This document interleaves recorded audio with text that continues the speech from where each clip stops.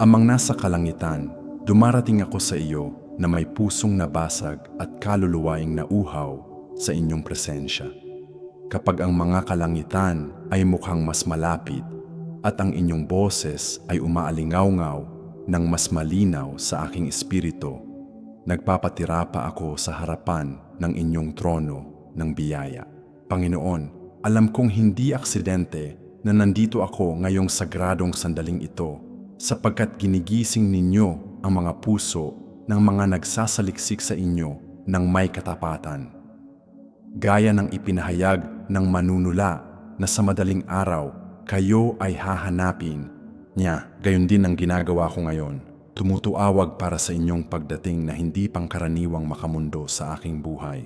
Hindi ito karaniwang panalangin, ngunit sigaw ng pananampalataya na bumubutas sa mga kalangitan at gumagalaw sa inyong maawaing puso. Diyos ang makapangyarihan, alam kong inaalagaan din ninyo ako sa gitna ng mga pagsubok ng buhay na ito. Hindi, kailangan na gawing tinapay ninyo ang mga bato upang maniwala ako sa inyong kapangyarihang tagapagtaguyod, sapagkat ang aking pananampalataya ay hindi umaasa sa mga kahanga-hangang palatandaan, ngunit sa hindi natitinag na katiyakan na kayo ang Diyos na nagtutustos sa lahat ng aking mga pangangailangan. Kapag ang mga pangyayari ay mukhang tuyong tulad ng ilang, kapag nauubos ang mga pagkukunan at nagsasara ang mga pintuan sa aking harapan, ganoon pa man lubos akong nagtitiwala sa inyo. Kayo ang Diyos na nagpapaagos ng tubig mula sa bato, nagpaparami ng langis ng balo at nagpapakain sa mga libong tao gamit ang ilang tinapay at isda. Kaya naman, sa madaling araw na ito, inihahandog ko sa inyo ang lahat ng aking mga pagkabalisa tungkol sa pananalapi, na alam kong ang inyong pag-aalaga sa akin ay patuloy at walang hanggan. Panginoong Jesus, kayo na natukso sa lahat ng bagay, ngunit sa walang kasalanan ng lubos na nauunawa ng mga pakikibaka na kinakaharap ko. Kapag ang kaaway ay bumubulong ng mga kasinungalingan sa aking mga tainga, sinusubukang akuin ako na pinabayaan ninyo ako. Pinipili kong labanan gamit ang salita na nakaukit sa aking puso. Hindi kailangan na tumalon ako mula sa mataas na lugar upang subukan ang inyong pag-ibig, sapagkat napatunayan ninyo na sa krus ng Kalbaryo kung gaano ninyo ako minamahal. Ang inyong kamatayan at muling pagkabuhay ay sapat na katibayan na walang makapagbubukod sa akin sa inyong pag-ibig.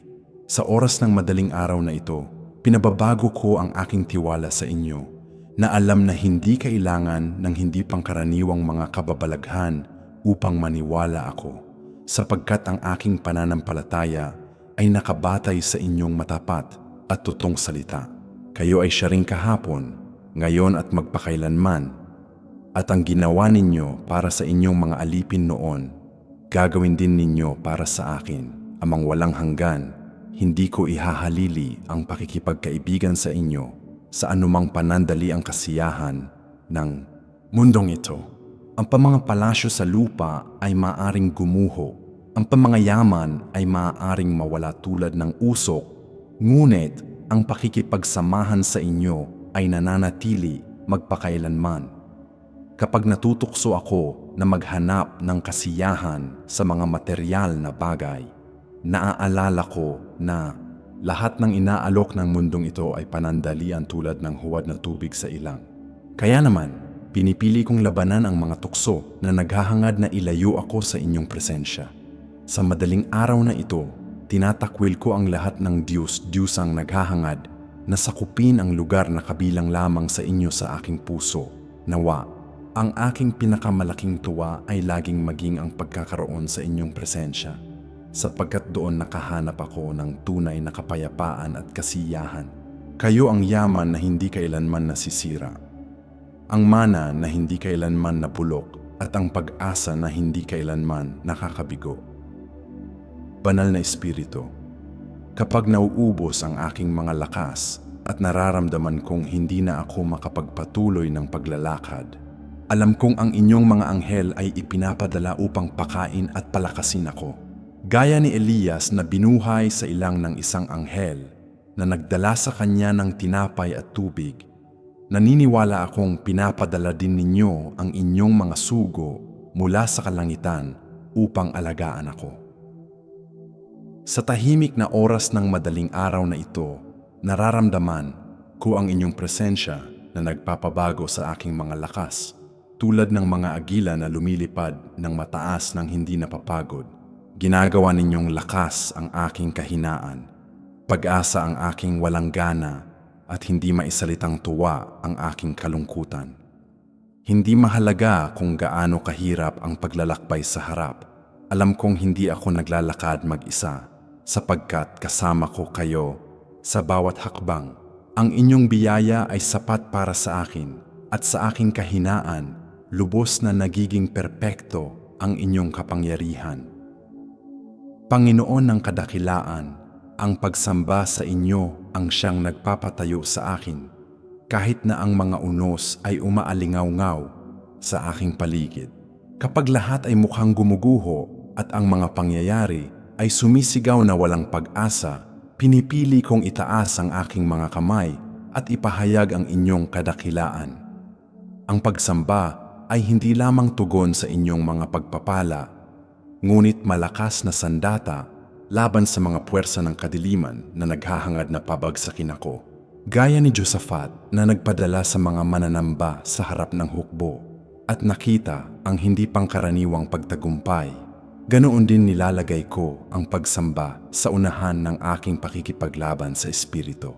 Sa madaling araw na ito, napupuno ng mga papuri ang aking bibig at pinalalakas ng aking Espiritu ang katiyakan na kayo ay karapat-dapat sa lahat ng parangal at kadakilaan. Ang tunay na pagsamba ay nagbabago ng mga kapaligiran, nakakapagbasag ng mga tanikala at nakakapagbukas ng mga pintuan na mukhang imposibleng mabuksan. Diyos, ipinapahayag ko ng may kapangahasan na hindi ako matatalo sa digmaang ginagawa sa aking buhay. Maaaring manalo ang kaaway sa ilang labanan, ngunit ang huling pagtagumpay ay nakasiguro na sa dugo ni Jesus. Ang pagpupuri sa inyo sa gitna ng mga tukso ay hindi lamang estratehiyang espiritual, ngunit pagpapakita ng hindi matitinag na pananampalataya sa inyong hindi nababagang pagkatao. Kapag sinusubukan ako tulad ng ginto sa apoy, pinipili kong umawit ng mga awit ng tagumpay kahit na sa bilangguan ng kapighatian, na alam na ang inyong kadakilaan ay magpapakita ng hindi pangkaraniwang paraan, gaya nila Pablo at Silas na nagpuri sa Diyos sa bilangguan at nakita ang mga pintuan na nabuksan ng himala. Naniniwala akong ang aking pagpupuri sa gitna ng mga hirap ay magpapalaya ng mga himala na hindi pangkaraniwan. Sa madaling araw na ito, hinuhula ko ang tagumpay sa lahat ng sitwasyong mukhang imposible, sapagkat wala kayong imposible. Jehovah Jireh, aking matapatang tagapagbigay, maaaring hindi ko nakikita ang bukas sa mga natural na mata, ngunit ngayong araw alam kong may lubos na katiyakan na ang ilangang ito ay magtatapos. Kayo ay dalubhasa sa pagbabago ng mga ilang sa mga hardin na namumulaklak, sa pagpapagos ng mga ilog sa tuyong lupa, at sa pagbubukas ng mga daan kung saan walang daan. Ang mga hirap na kinakaharap ko ngayon ay pansamantala, ngunit ang inyong katapatan ay nananatili magpakailanman. Sa banal na oras ng madaling araw na ito, hinuhula ko ang pagtatapos ng lahat ng kakulangan, ng lahat ng karamdaman, ng lahat ng kalungkutan at ng lahat ng limitasyon na pumipigil sa akin na maranasan ang kabuuan ng buhay na mayroon para sa akin. Inaalagaan ninyo ako gamit ang parehong pag-ibig na ginamit ninyo kay Jesus sa ilang, at tulad ng siya na lumabas na tagumpay mula sa pagsubok na iyon, lalabas din akong mananalo sa karanasang ito. Panginoon ng mga hukbo, bawat hamon na kinakaharap ko ay pagkakataon upang ang inyong kadakilaan ay maging hayag pa ng mas dakila. Kapag ang mga bundok ay tumataas sa aking harapan tulad ng mga higanteng nakatatakot, naaalala ko na kayo ang Diyos na gumagalaw ng mga bundok at walang makakaangal sa kapangyarihan ng inyong salita. Sa madaling araw na ito, inaatas ko na ang lahat ng bundok ng utang, ng karamdaman, ng lungkot, ng takot at ng limitasyon ay matanggal at itapon sa dagat ng pagkakalimutan. Nawa ang inyong hindi pangkaraniwang kapangyarihan ay magpakita sa aking buhay na sa ganyang paraan na lahat sa aking paligid ay makikilala na kayo ang buhay na Diyos na gumagawa ng mga kababalaghan. Gaya ni David na hinarap si Goliath gamit ang simpleng bato at nanalo sa pamamagitan ng kapangyarihan ng inyong pangalan. Ganoon din haharapin ko ang lahat ng mga higante sa aking buhay. Na alam na ang tagumpay ay nakasiguro na amang mapagmahal. Sa oras ng madaling araw na ito, kapag ang aking espiritu ay mas sensitibo sa inyong boses, hinihingi ko na magsalita kayo sa aking puso at bigyan ako ng malinaw na direksyon para sa mga hamon na darating. Nawa ang inyong kapayapaan na lumalampas sa lahat ng pag-unawa ay bantayan ang aking puso at isip sa Kristo Jesus. Kapag ang pagkabalisa ay naghahangad na sakupin ang aking mga iniisip, naaalala ko na inaalagaan ninyo ako simula pa noon bago ako ipinanganak at patuloy na mag-aalaga hanggang sa katapusan ng aking mga araw. Ang inyong mga awa ay nagbabago bawat umaga at dahil doon may pag-asa ako na ang bagong araw na ito ay magdadala ng mga sagot sa mga panalangin na ginagawa ko sa lihim. Nawa ang aking tiwala sa inyo ay tulad ng sa isang bata na natutulog ng payapa sa mga bisig ng kanyang ama na alam na lubos siyang ligtas at protektado. Espiritu Santo, aking tagapagtanggol at gabay, lakasan ng inyong kapangyarihang nagbabago ang panalangin ito upang hindi ito bumalik ng walang laman, ngunit tuparin ng eksakto ang layunin para sa aling ipinapadala ito sa mga kalangitan. Nawa ang bawat salitang binigkas ay tulad ng tumpak na pana na tumatagsa sa target ng puso ng Diyos at gumagalaw sa kanyang awa para sa aking kapakanan. Sa sagradong madaling araw na ito, ibuhos ang inyong sariwang pagkakaburyong sa aking buhay, pinabago ang aking pananaw sa espiritu at ginigising ang mga kaloob na natutulog sa aking loob. Nawa ako ay maging daluyan ng inyong mga pagpapala para sa mga iba na nagtatagang mga ilang din, na nagbabahagi ng patunay ng inyong katapatan at walang kondisyong pag-ibig.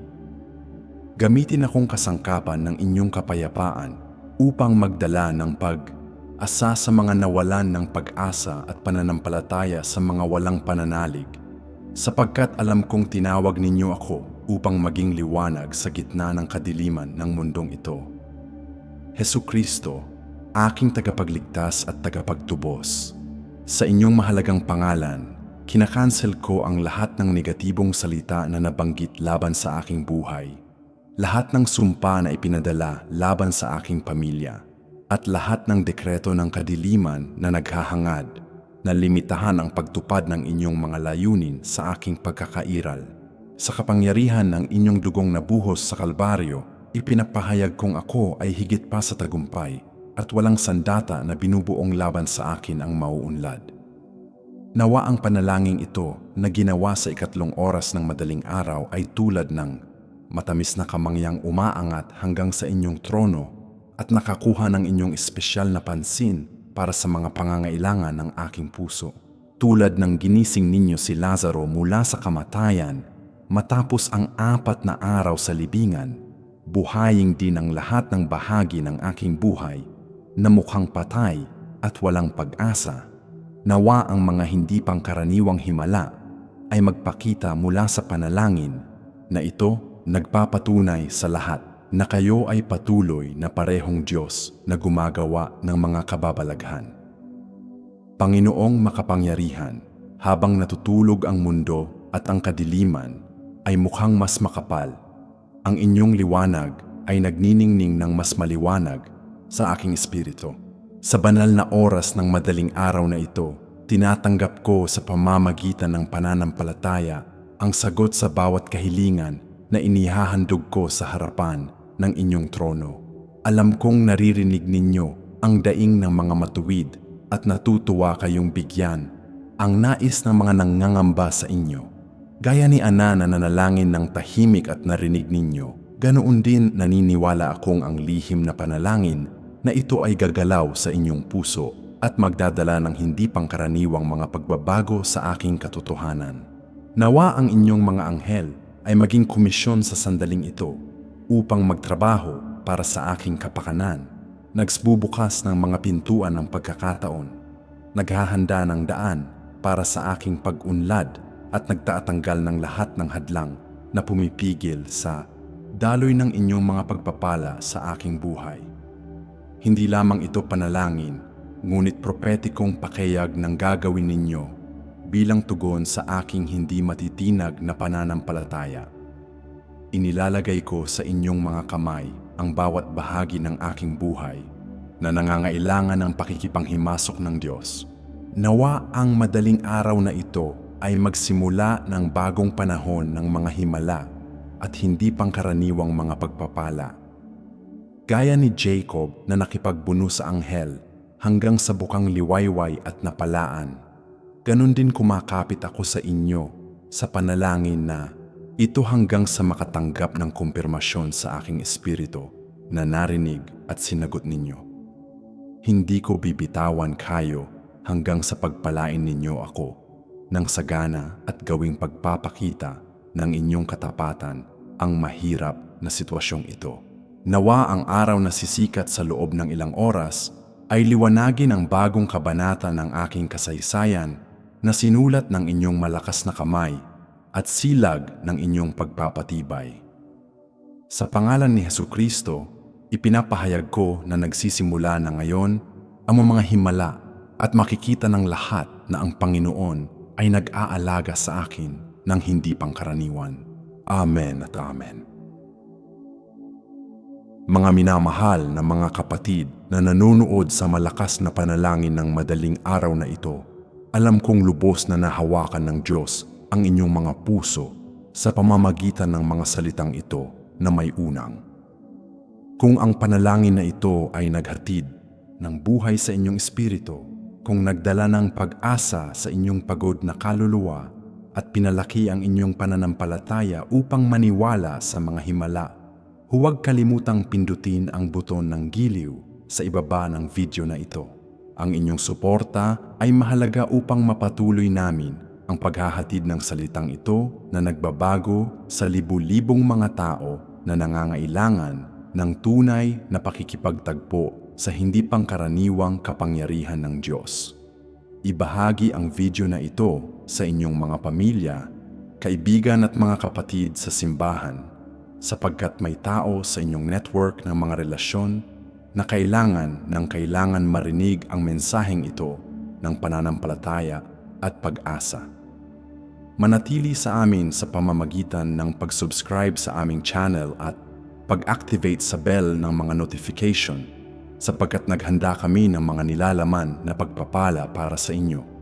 Isulat ang inyong pangalan sa mga comment upang maaari naming ipanalangin kayo ng tiyak sapagkat naniniwala kami na may mga tiyak na layunin ng Diyos para sa inyong buhay na ipapakita sa pamamagitan ng panalangin ng pananampalataya. Kung nag-operate na ang Diyos ng mga himala sa inyong buhay, ibahagi sa amin ang inyong patunay, sapagkat ang inyong kwento ng tagumpay ay magsisilbi ng pagkakaingganyo para sa mga iba na nasa laban pa rin. At kung mayroon kayong mga tiyak na hiling sa panalangin, ilagay ito sa mga comment na may lahat ng detalye, sapagkat mayroon kaming ministeryo na nakatuon lalo na sa pamamagitan sa bawat pangangailangang inihahandog. Tandaan ang inyong aktibong pakikilahok sa ministerong ito ay kasangkapan ng Diyos upang maabot ang mga buhay sa buong mundo. Nawa ang Panginoon ay patuloy na magbuhos ng sagang mga pagpapala sa inyong buhay, at nawa ang mga himala ay dumami araw-araw sa inyong buhay. Pagpalain kayo ni Jesus. Amen.